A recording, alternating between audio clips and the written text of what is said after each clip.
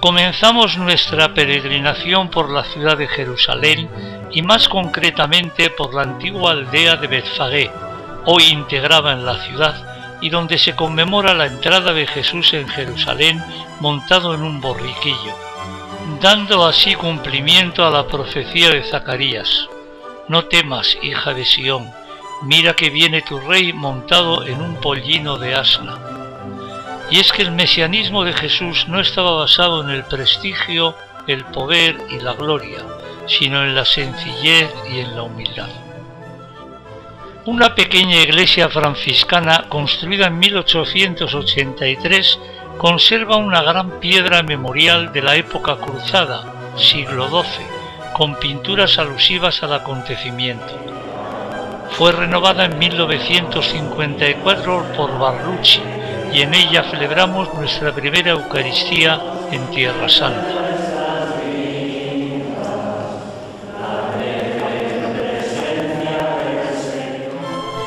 No lejos se halla el Monte de los Olivos, de 818 metros de altitud, y allí continuamos nuestra visita para contemplar el lugar donde se celebra la ascensión del Señor a los cielos.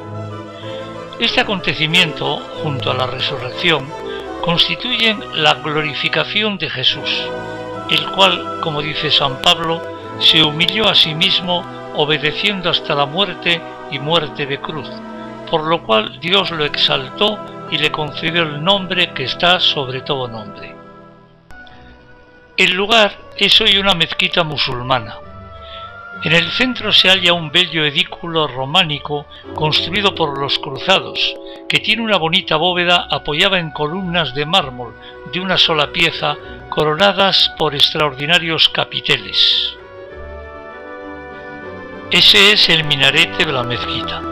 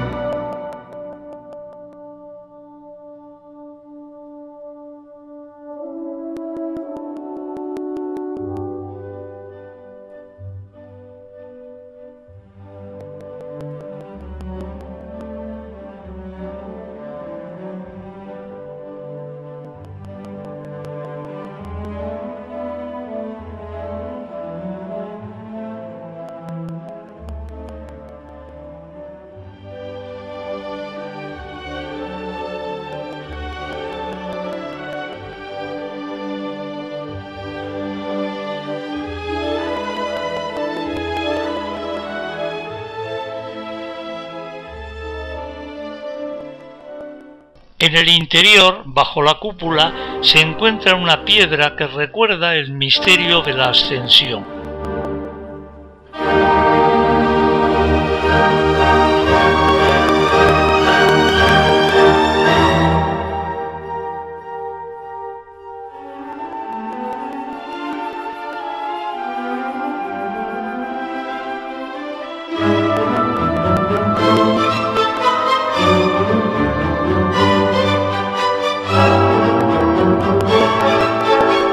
A poco de iniciar el descenso, nos encontramos con la llamada iglesia del Pater Noster, Padre Nuestro. Se halla edificada sobre una antigua cueva en la que parece que Jesús enseñaba a sus discípulos, y donde se recuerda el momento en que Jesús les transmitió la magnífica oración del Padre Nuestro. En la cueva se construyó una iglesia cruzada y sobre ella en 1875 el monasterio carmelita actual, de estilo neogótico, cuyos muros contienen azulejos con la oración de Jesús en 116 idiomas.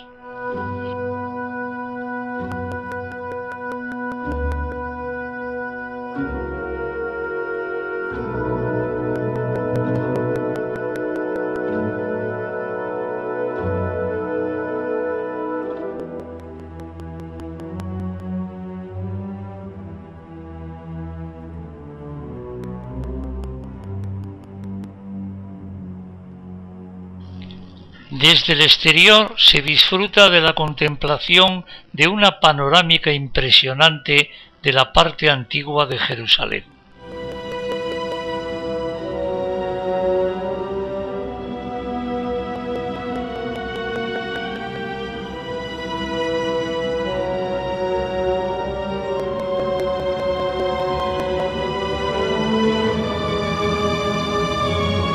Continuando el descenso, nos encontramos con una pequeña capilla que tiene forma de lágrima llamada Dominus Flevit, el Señor lloró, donde se conmemora la escena narrada por los evangelios en la cual Jesús lloró al contemplar Jerusalén y predecir su destrucción. El retablo está abierto por un amplio ventanal hacia la panorámica que ofrece la ciudad.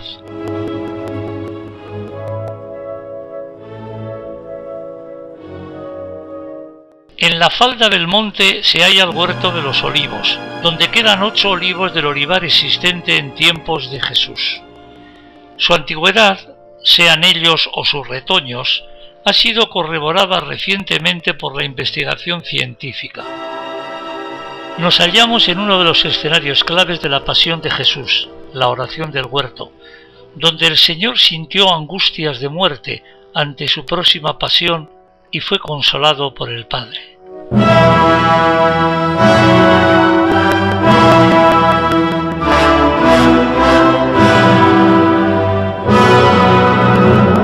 Contiguo al huerto se halla la Basílica de la Agonía, en el lugar en que Jesús se apartó de sus discípulos como un tiro de piedra al decir del Evangelio para orar solo. La nave lateral izquierda está presidida por un mosaico con el beso de Judas. La central por uno de Jesús en su angustiosa oración al Padre.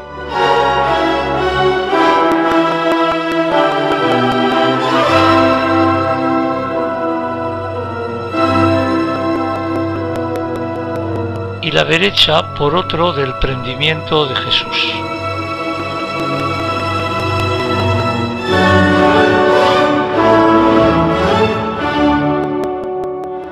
La basílica es muy espaciosa, con delgadas columnas y 12 cúpulas rebajadas, con las que se quiere dar a entender la postración de Jesús en Getsemaní. La iglesia de la tumba de la Virgen es en realidad la cripta de una gran basílica destruida por Saladino. Tiene una bella portada gótica y conserva la tradición desde los siglos II y III de que allí estuvo el sepulcro de la Virgen hasta su asunción. La preside un extraordinario icono de la Virgen María con el Niño. Hoy es propiedad de la Iglesia greco-ortodoxa.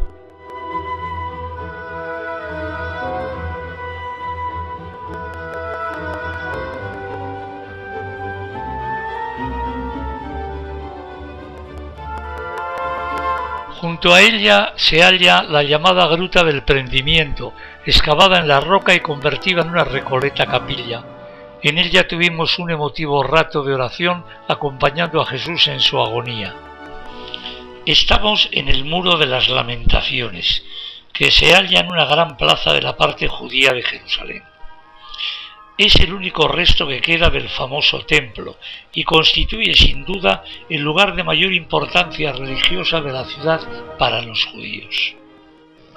Fue obra de Herodes, aunque solo queda de él la parte inferior. Por encima se halla la parte bizantina y en lo alto la musulmana.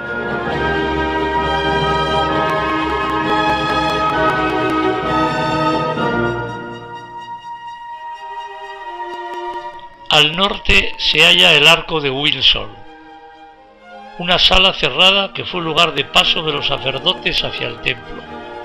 Hoy es el lugar más importante del muro y el más concurrido.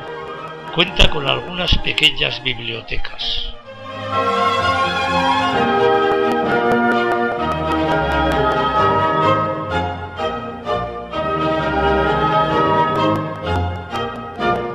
La Puerta de Sion es una de las 7 que existen en la muralla de Saladino.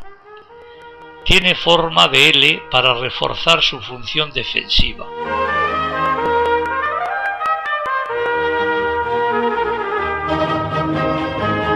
Una vista del interior de la misma. Ruinas del Cardo Máximo bizantino. El romano estará a 4 metros de profundidad. Quedan algunas columnas de las que bordeaban toda la calle y los huecos de las tiendas.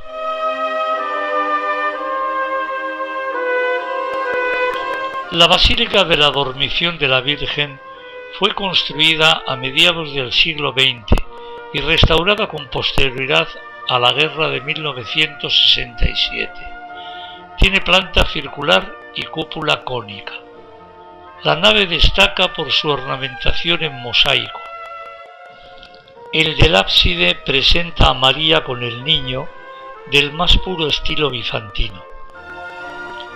Conmemora la muerte de la Virgen, que los orientales suelen llamar dormición.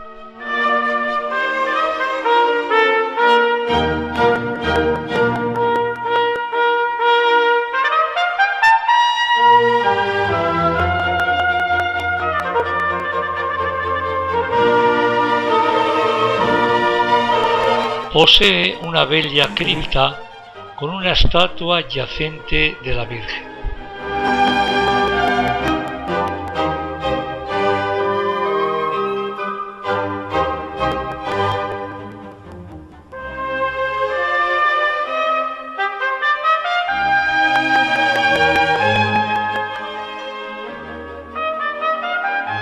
Vista exterior de la iglesia con su espléndida cúpula. Magníficas de Jerusalén desde las inmediaciones de la iglesia de San Pedro de Gallocanta. Esta ocupa el escenario donde se cree que el apóstol negó a Jesús. Se trata de una amplia iglesia que posee una bella y recogida cripta.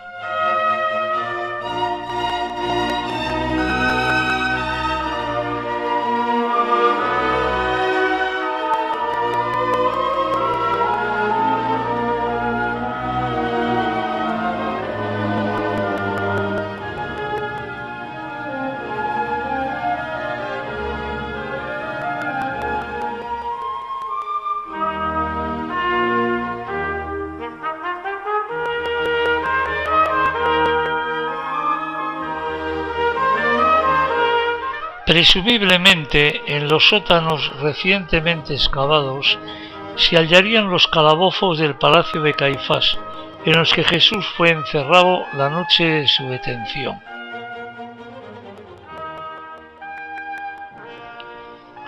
Una vista del Muro de la Vergüenza.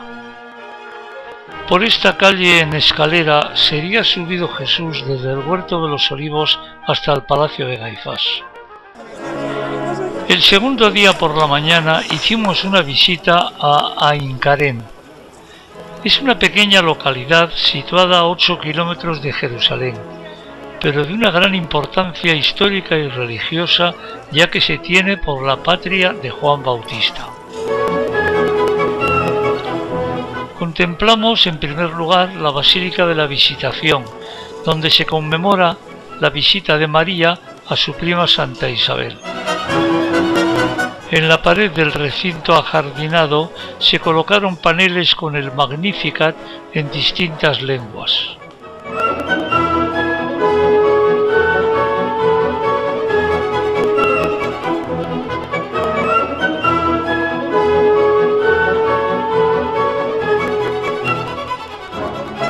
La iglesia superior es de una sola nave.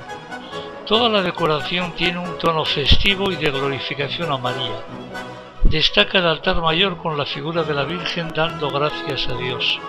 En la pared derecha, 5 grandes frescos de Bagarini recogen los principales títulos de la Virgen.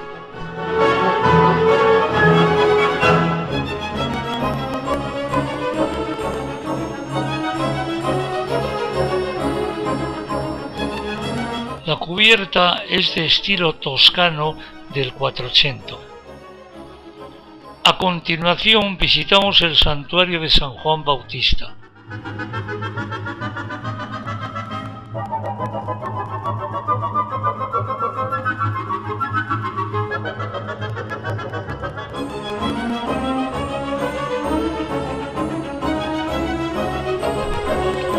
La iglesia consta de 3 naves separadas por macizos pilares y cúpula.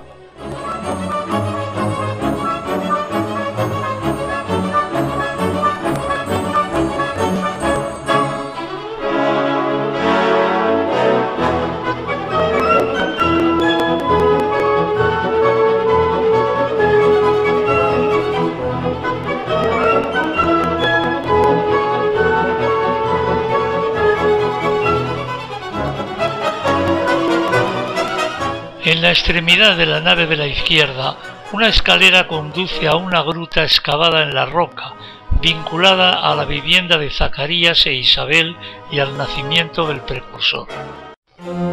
De vuelta a Jerusalén, contemplamos en el exterior del Museo del Libro una gran maqueta de la Jerusalén herodiana, ampliada hasta la época en que Saladino construye la muralla exterior en el siglo XVI, que es la que hoy se conserva.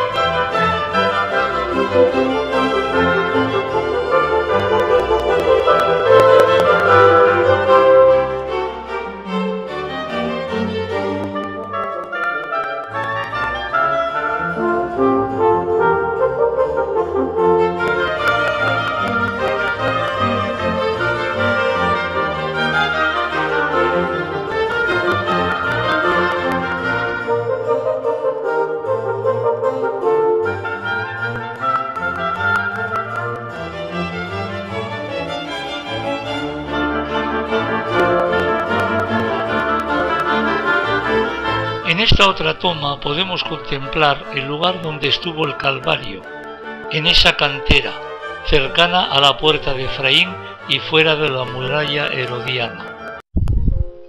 Estamos en Belén, ante la sorprendente fachada principal de la Basílica Ortodoxa, con una pequeñísima puerta de acceso. Lamentablemente no pudimos contemplar el interior de la basílica en su magnificencia por estar en obras, pero sí entramos a la gruta y al lugar en que se conmemora el nacimiento de Jesús, el misterio más sorprendente y entrañable de nuestra fe.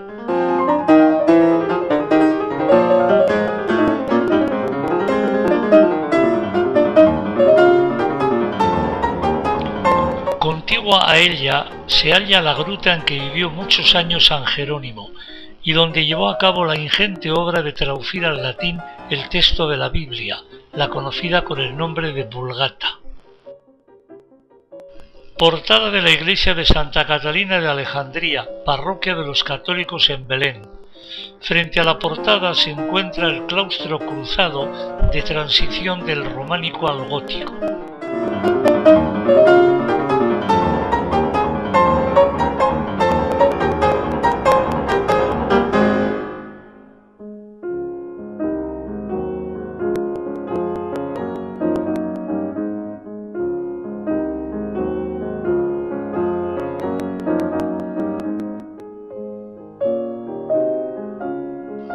El interior conserva estructuras medievales, aunque fue agrandada en 1880 y posteriormente con motivo del jubileo del año 2000.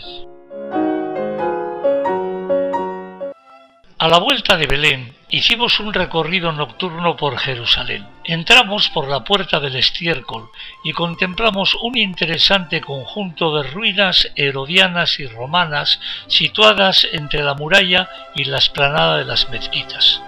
Destaca sobre ellas la cúpula de la mezquita Al-Aqsa. A continuación vimos el Muro de las Lamentaciones y su plaza en su versión nocturna.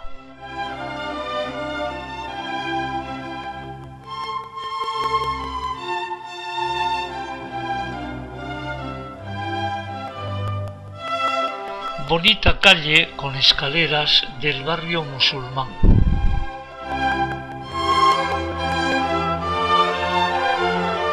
Esta otra pertenece al barrio judío, así como esta importante sinagoga.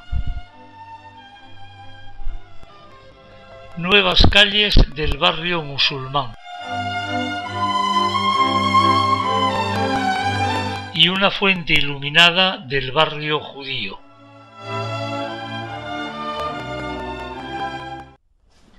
El tercer día lo comenzamos con una visita a la explanada de las mezquitas, uno de los 3 lugares del mundo especialmente sagrados para los musulmanes. Contemplamos ahora el lateral de la mezquita Al-Aqsa y la plaza continua repleta de enormes capiteles de edificios desaparecidos.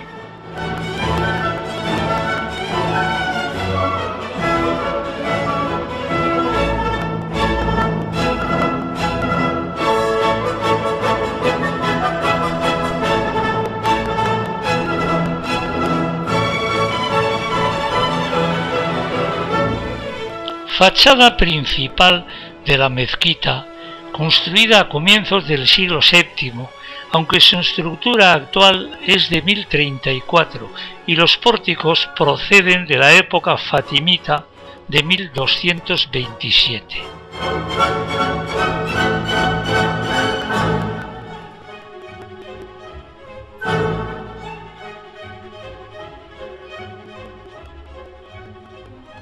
Al fondo contemplamos uno de los 4 minaretes que se hallan en la explanada de las mezquitas.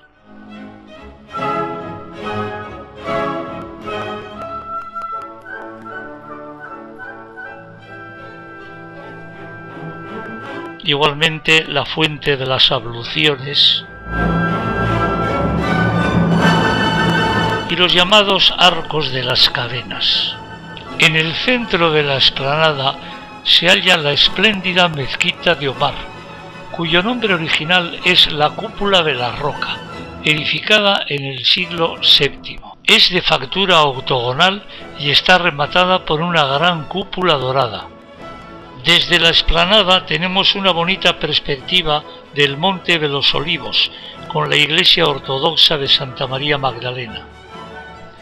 Bella portada de la iglesia de Santa Ana, levantada por los cruzados en estilo de transición del románico al gótico, en el lugar en que presumiblemente nació la Virgen.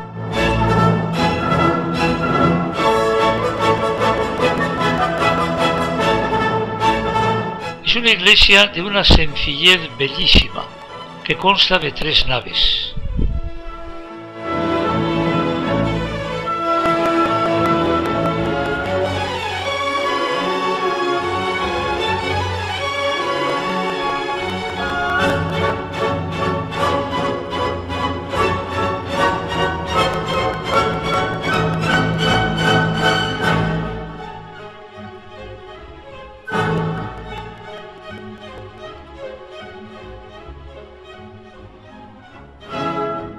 Los elementos más destacados son el frontal del altar en piedra y una estatua moderna de Santa Ana con la Virgen Niña. Impresionantes ruinas de la piscina probática, que abastecía de agua al templo. Tenía una superficie de 120 por 60 metros y 20 metros de profundidad. Estaba rodeada de 4 pórticos columnados y un quinto que la dividía en 2 estanques irregulares. Aquí Jesús curó a un paralítico que llevaba 38 años enfermo. Se hallan restos cruzados entre las ruinas como esa columna.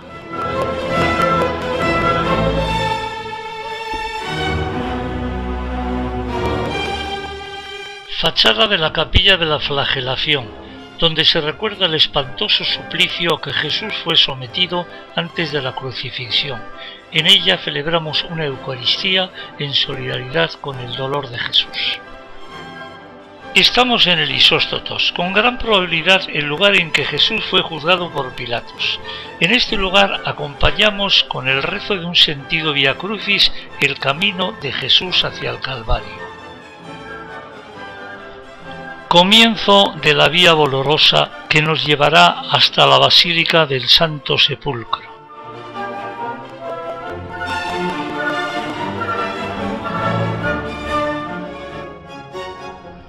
La fachada románica de la Basílica del Santo Sepulcro se compone de dos cuerpos separados por una cornisa finamente labrada, la parte superior con dos ventanas que dan luz al crucero y la inferior con la doble puerta. La puerta a la derecha fue clausurada por Saladino. A la izquierda se halla el campanario de dos cuerpos, ya que el tercero lo perdió en el terremoto del siglo XVI. A la entrada se halla la piedra de la unción, que recuerda el rito judío realizado con el Señor antes de su sepultura. Frente a ella, un gran mosaico representa el descendimiento, la unción y la sepultura de Jesús.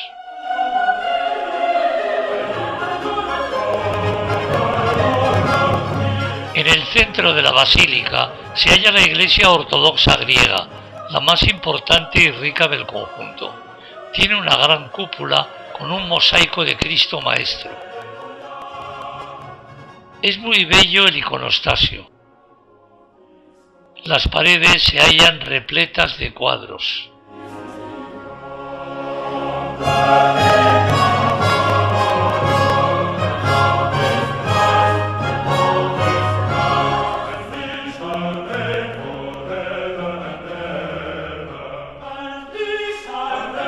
Notable también el pavimento.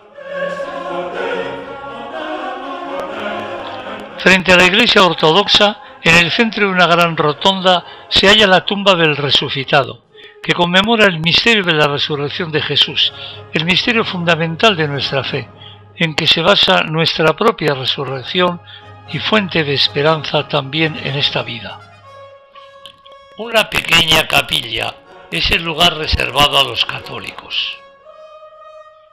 Tiene un original sagrario expresando la salvación universal de Cristo.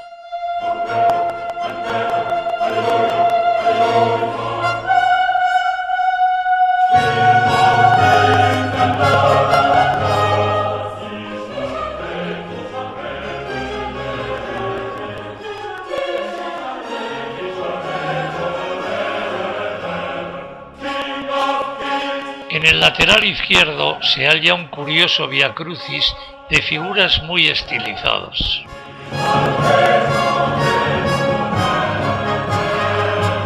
A la derecha del sagrario se venera desde tiempo inmemorial la columna de la flagelación.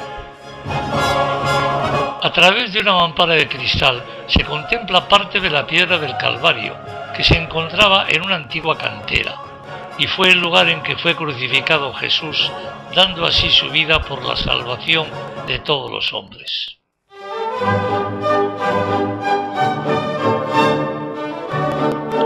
En el paseo nocturno contemplamos la llamada Ciudadela de David, que no es otra cosa que la levantada por Soleimán el Magnífico en el siglo XVI.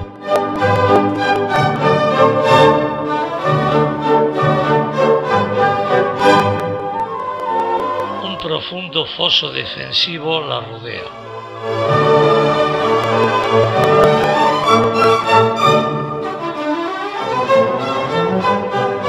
Visitamos también el barrio armenio, con su conjunto de callejuelas, muchas de ellas con escaleras, que constituyen un auténtico pero bello laberinto.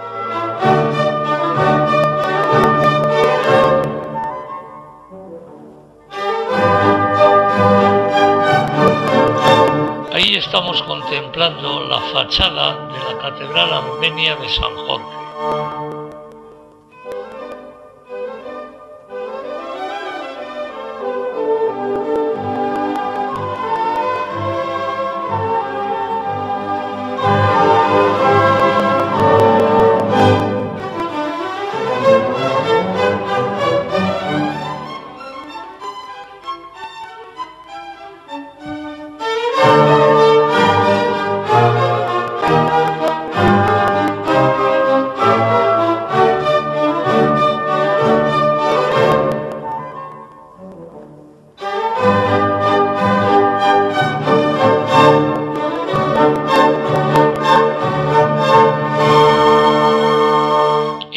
halla también la Catedral Sirio-Ortodoxa de San Marcos, de reducidas proporciones, que parece que es una de las más antiguas de Jerusalén, aunque la construcción actual es del siglo XII, sobre restos de una del siglo VI. Posee elementos muy valiosos. Una antigua tradición sitúa en el sótano de esta iglesia el cenáculo en que Jesús celebró la última cena, ya que esta sería la casa de la madre del evangelista Marcos.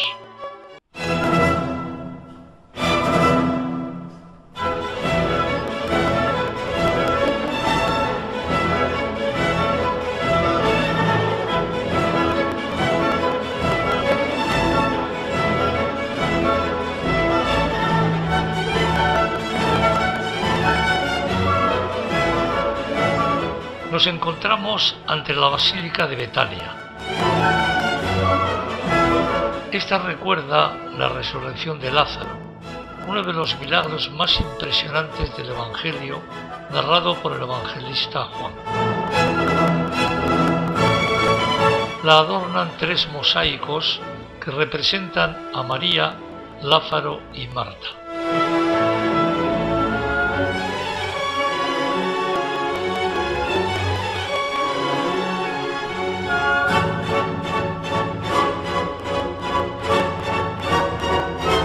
Carece de ventanas, simbolizando así el sepulcro en el que Lázaro estuvo enterrado. El interior posee una bella cúpula a casetones y un mosaico que representa a Jesús con Lázaro, Marta y María, recordando las muchas veces que Jesús se hospedó en su casa. Junto al Mar Muerto, sobre una pequeña meseta rodeada de impresionantes crestas rocosas, se hallan los restos del monasterio de Qumran, de importancia excepcional para los estudios bíblicos por los manuscritos allí encontrados y para el conocimiento de la época en que vivió Jesús.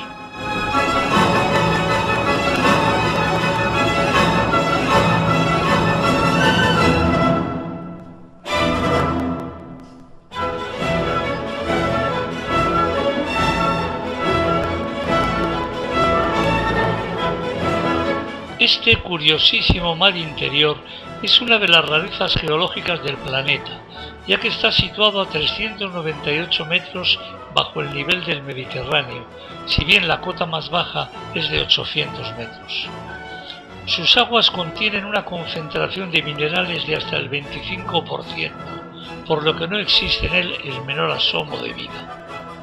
La enorme densidad del agua hace que se flote perfectamente en la superficie, lo que causó el regocijo de los peregrinos. Sencilla capilla del Buen Pastor de los franciscanos de Jericó, donde celebramos la Eucaristía.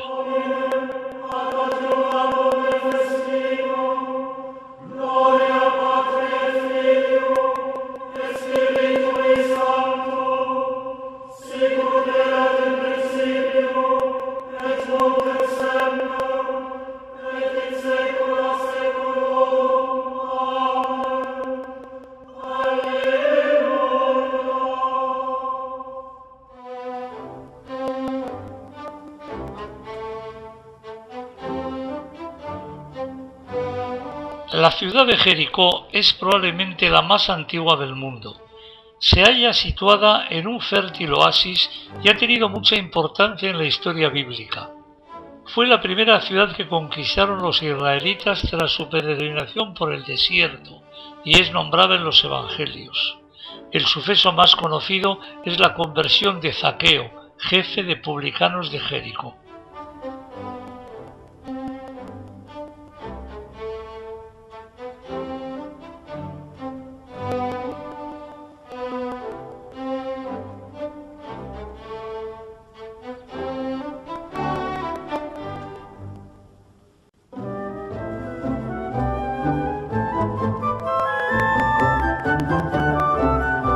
Estamos a orillas del río Jordán, en el lugar en que se conmemora el bautismo de Jesús. Es un lugar muy comercializado, pero también un lugar en el que millones de peregrinos al año renuevan sus promesas bautismales.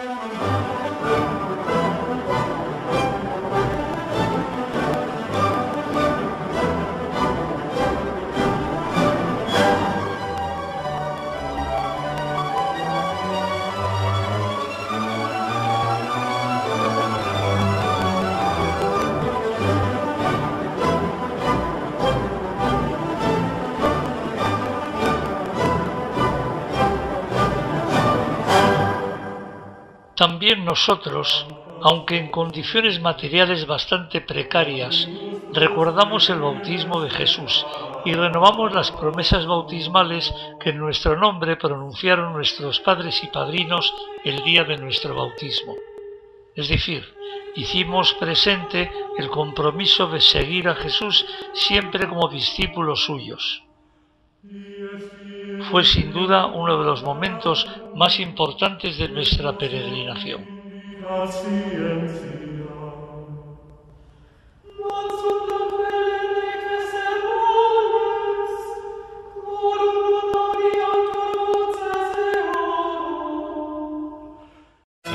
En una de las orillas del lago Genesaret o Tiberíades, encaramado sobre un pequeño monte, se halla la capilla de las Bienaventuranzas, donde se conmemora aquel maravilloso sermón en el que Jesús nos señaló a sus seguidores el ideal cristiano. El lugar es bellísimo y está cuidado con esmero. Fachada principal de la iglesia.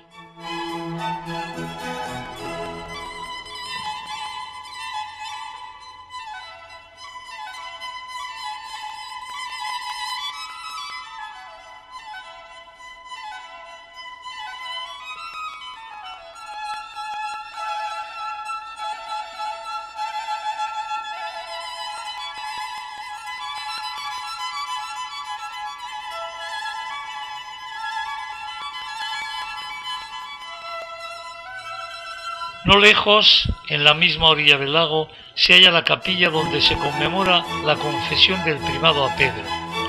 La iglesia actual es de 1933 sobre fundamentos antiguos. Encierra una roca llamada Mensa Christi, Mesa de Cristo, que recuerda el relato de la aparición de Jesús resucitado a sus apóstoles, que están pescando y les prepara de comer. En una de las capillas preparadas al aire libre celebramos la Eucaristía.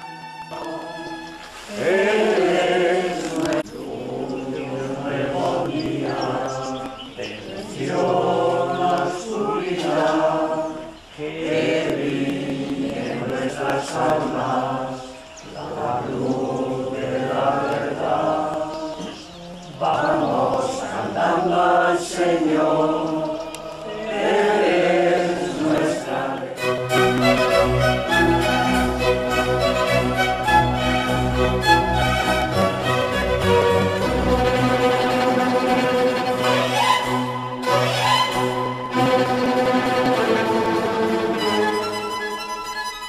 A continuación, realizamos un corto paseo por el lago de Tiberíades, que tanta significación tuvo en la vida de Jesús, ya que gran parte de su vida pública tuvo lugar en los alrededores del lago.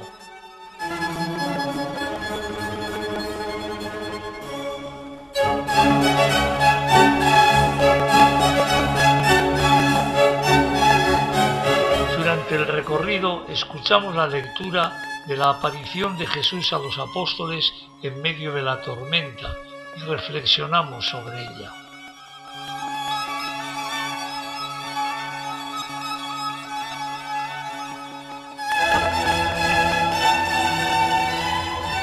Tras desembarcar, visitamos las ruinas de Cafarnaúm, la ciudad de Jesús, donde vivió Pedro. Las ruinas nos muestran una ciudad muy importante para la época, y se hallan perfectamente consolidadas y numeradas.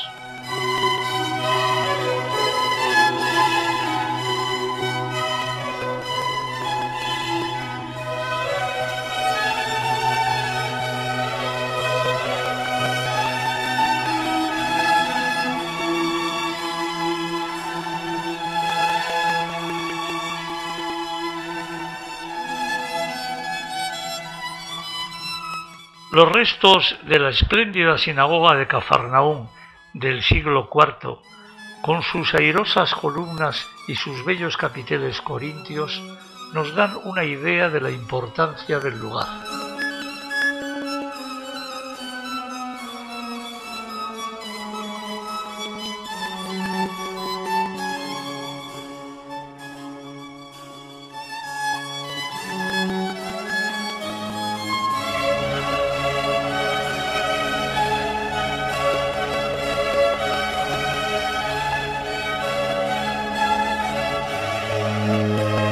El conjunto de ruinas de la ciudad, que está perfectamente catalogado, nos indica la importancia que tuvo, máxime en una época en la que vivió Jesús.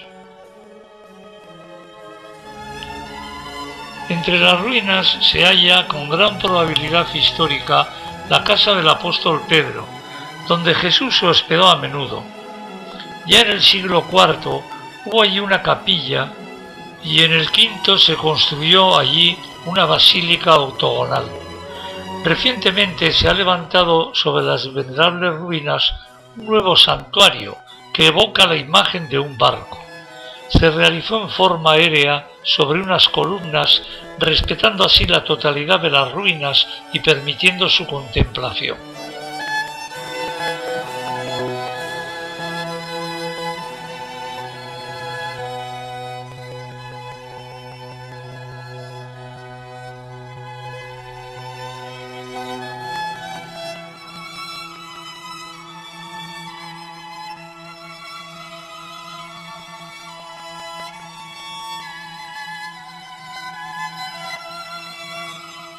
En el sitio en que tuvo lugar la primera multiplicación de los panes, llamado Tagba, se levantó a mediados del siglo IV un pequeño santuario que fue sustituido por uno más amplio en el siglo V.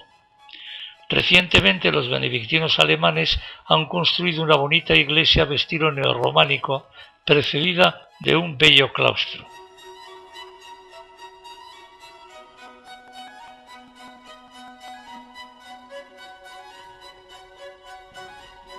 Tiene 3 naves y la cubierta es de madera.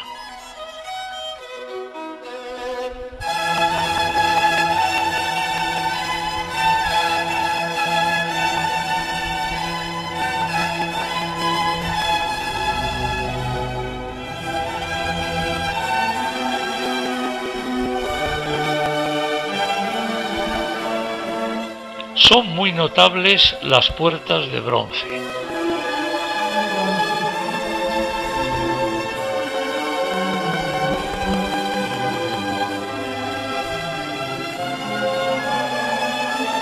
Conserva mosaicos de los siglos IV y V.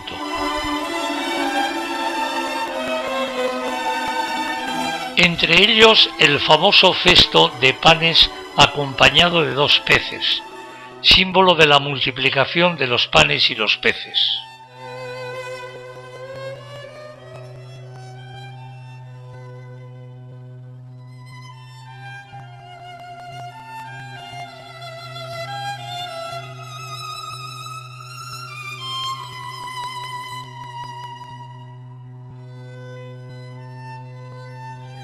Fachada de la moderna basílica levantada en la cumbre del monte Tabor para conmemorar la transfiguración del Señor, esa teofanía en que el Padre manifestó que Jesús era el Hijo amado.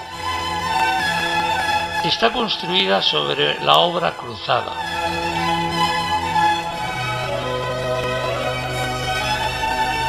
De la nave principal se desciende por una amplia escalinata al ábside y altar cruzado, cuyo techo ha sido ricamente adornado con mosaicos.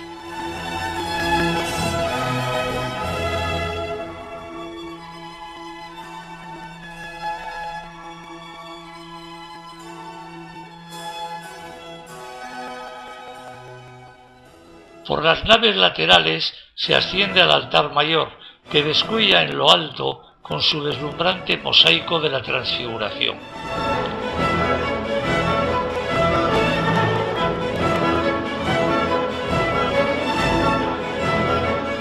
Estamos en Nazaret, contemplando la Basílica de la Encarnación, construida en 1969.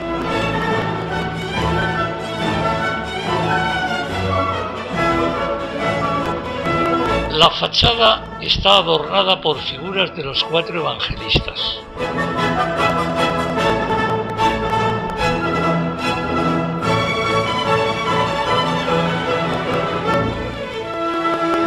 Y sobre ellos la anunciación del arcángel San Gabriel.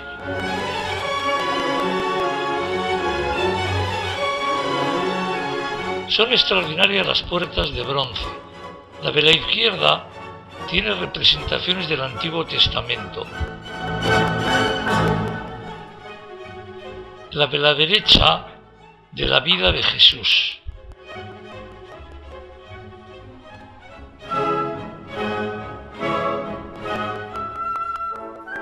Y en el centro se halla el misterio de la redención.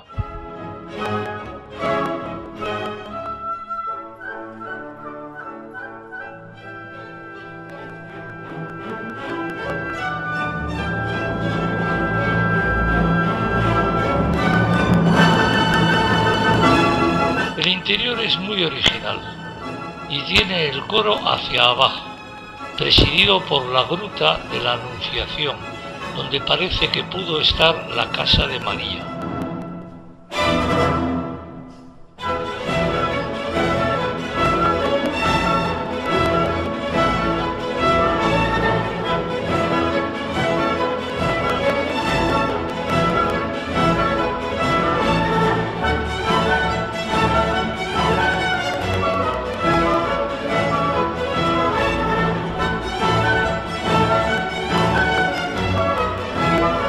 La iglesia superior, de estilo bizantino, quiere ser un homenaje al Verbo de Dios encarnado.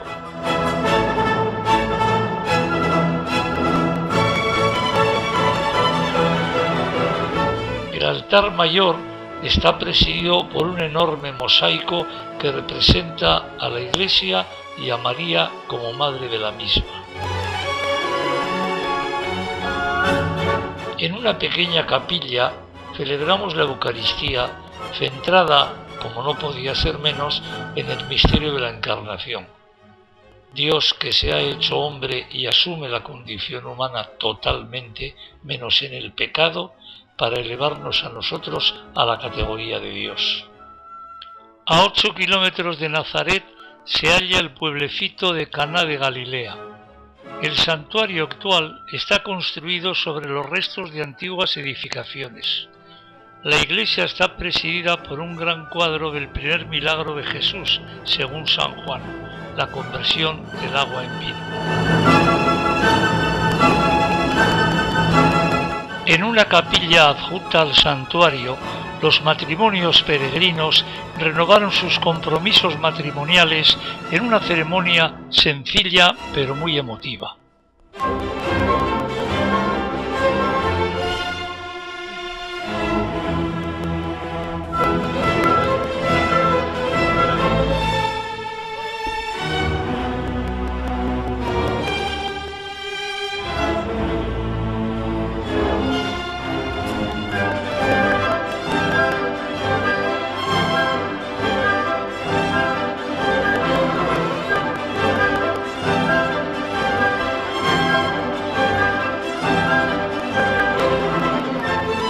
Iglesia greco-ortodoxa que, según la tradición, guarda el único manantial que existía en Nazaret en tiempos de Jesús y que lógicamente sería frecuentado por María.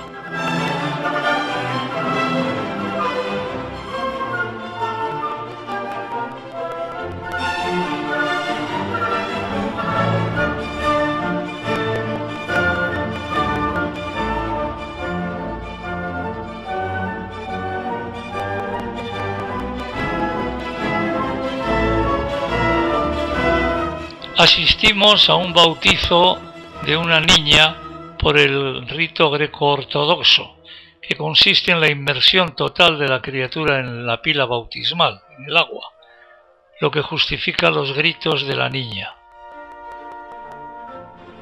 Tiene un bonito iconostasio y como suele ser frecuente en las iglesias ortodoxas, está totalmente pintada al fresco.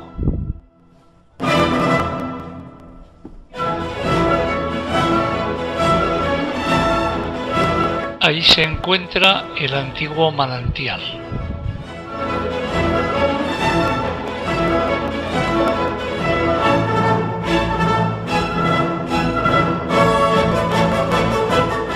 La Basílica de Nuestra Señora del Carmen, que se halla en el Monte Carmelo, está rematada por una gran cúpula. Es de cruz griega y de estilo neoclásico italiano y forma parte del convento carmelita. En su interior destaca sobre el altar mayor la talla de la Virgen sedente con el niño y el escapulario.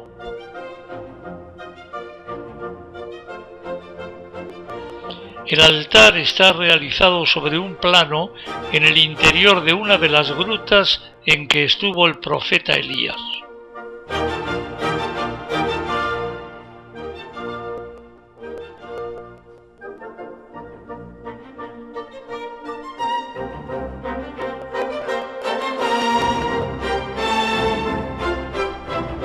También en esta iglesia fuimos testigos de un bautizo de rito melquita, pero católico. Las ceremonias siguen siendo muy brillantes, como todas las ceremonias orientales.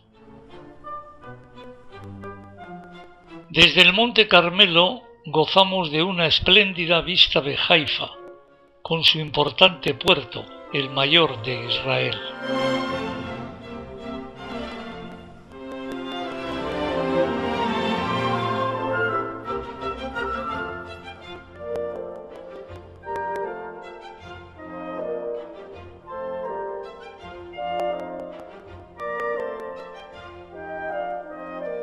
En primer plano, unos magníficos jardines persas.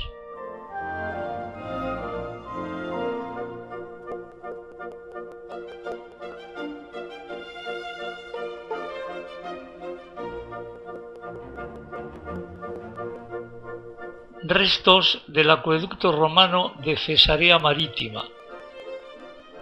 Se conservan unos 200 metros de sus arcos que traían el agua desde el torrente Quisón, en el Monte Carmelo, hasta la importante colonia romana.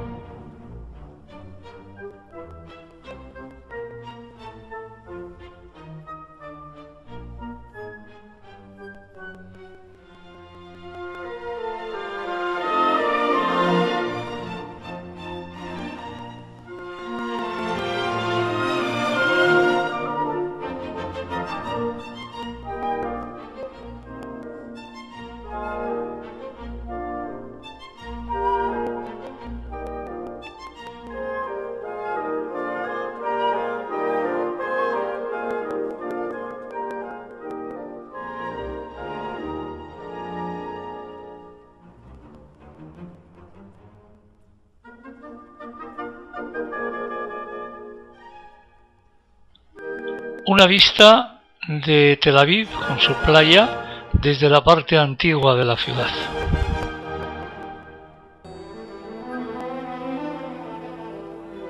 La vieja Jaffa o Jope, hoy barrio antiguo de Tel Aviv, fue restaurada en su primitivo estilo turco y forma un armonioso conjunto llamado el barrio de los artistas.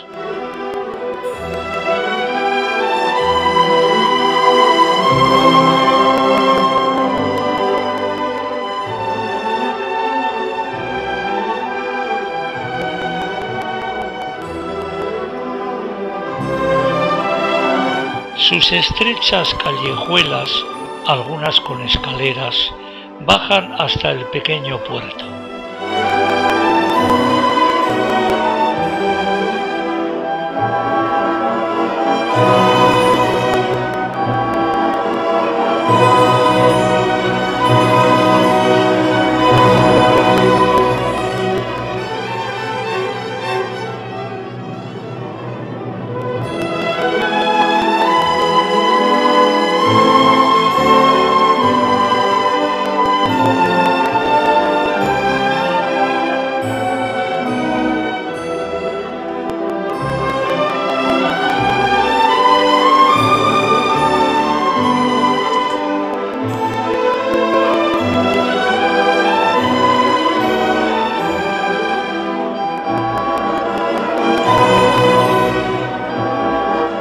iglesia de San Pedro, que forma parte del convento franciscano, recuerda la estancia del apóstol en Jaffa, testimoniada por el libro de los Hechos de los Apóstoles.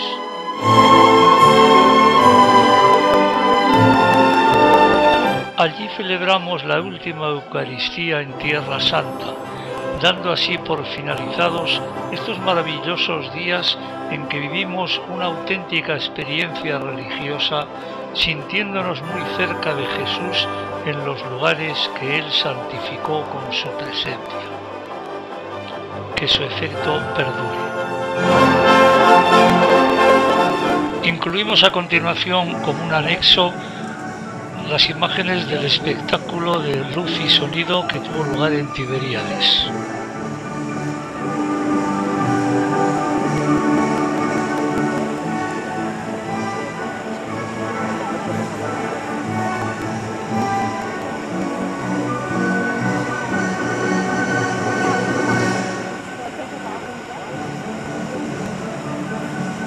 Estamos en Tiberíades, en el paseo marítimo, viendo una especie de espectáculo de luz muy brillante, muy bonito.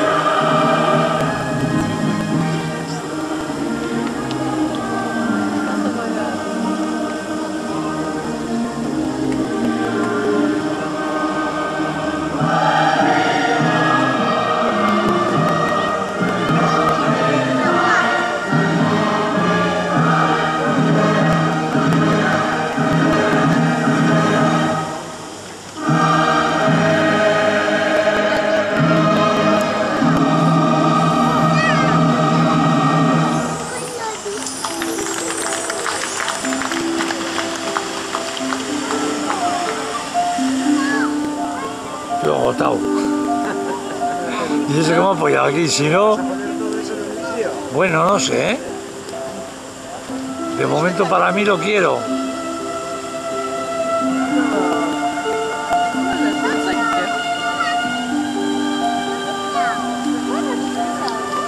Esta es la de María de Schubert.